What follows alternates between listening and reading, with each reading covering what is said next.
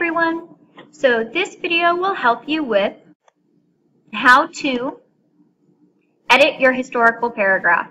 In class today, you either wrote your historical paragraph or you started writing your historical paragraph. If you've already written it, this will help you edit it. If you have not written it yet, this will help you write it. So for starters, it's important to keep in mind the purpose of this paragraph. Your paragraph's purpose is either going to be historical or literary.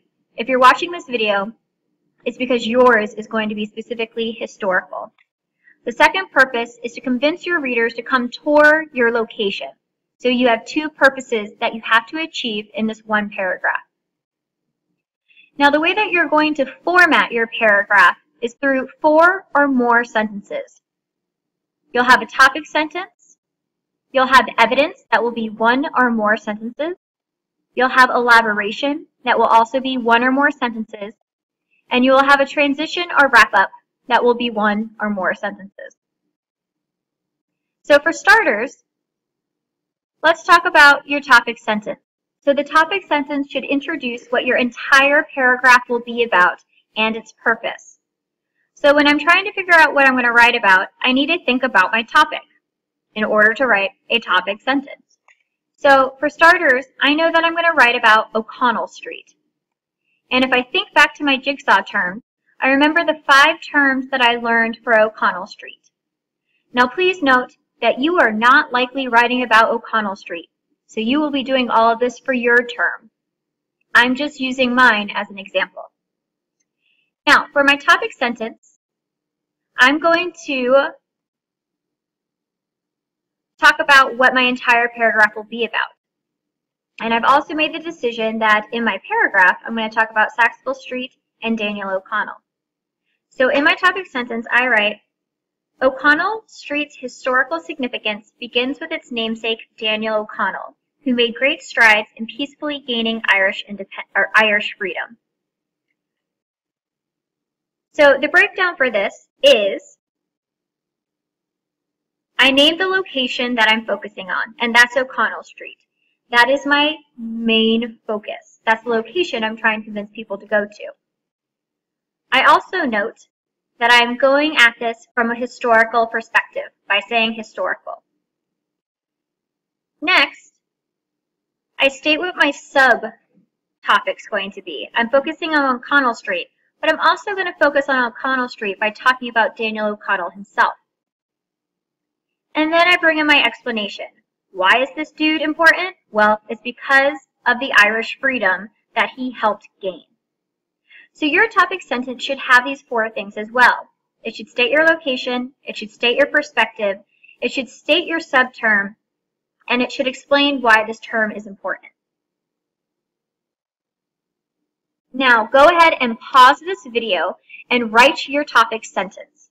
Once you're done, you can then move on to your next sentence.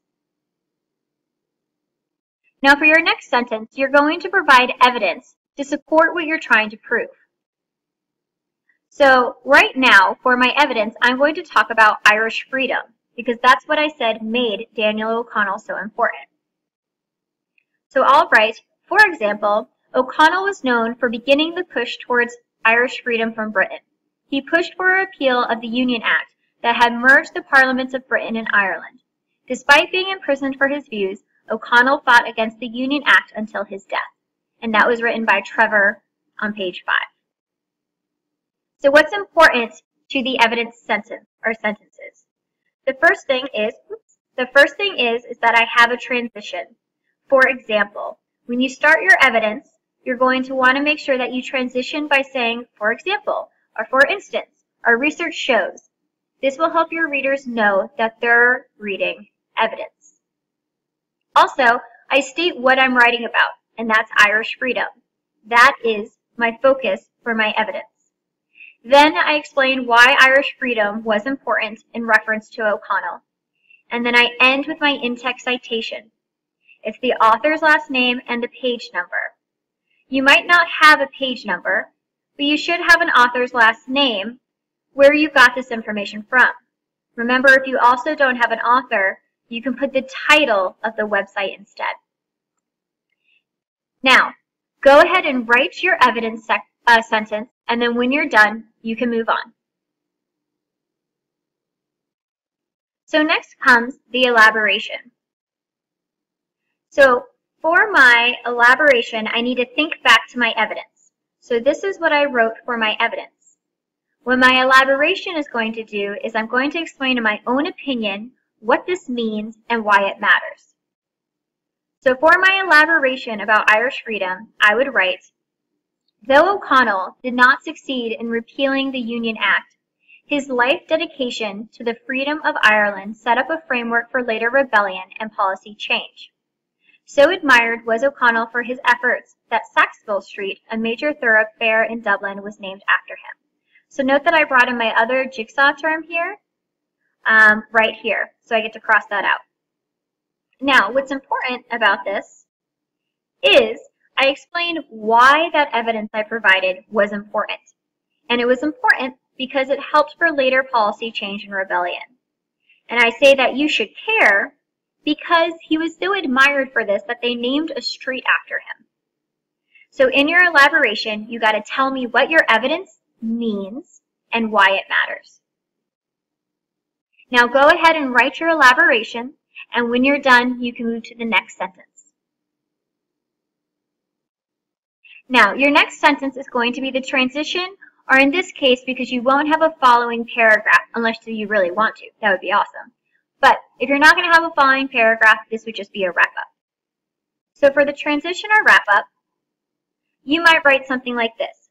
O'Connell's Catholic emancipation and fight for Irish freedom makes O'Connell Street an important location to visit in Ireland, for it provides the historical background and setting for the infamous events in Ireland's timeline towards freedom, including the 1916 Easter Rising. So what's important about this? Well, you actually wouldn't have this Catholic emancipation because we didn't talk about that. But you would talk about the Irish freedom. So you explain what you talked about in the paragraph, and then you get to your ultimate purpose. This is an important location to visit in Ireland. You want to make sure you say something like that because that's why you're writing this paragraph, to convince people to go there. And then I explain why they should go there again.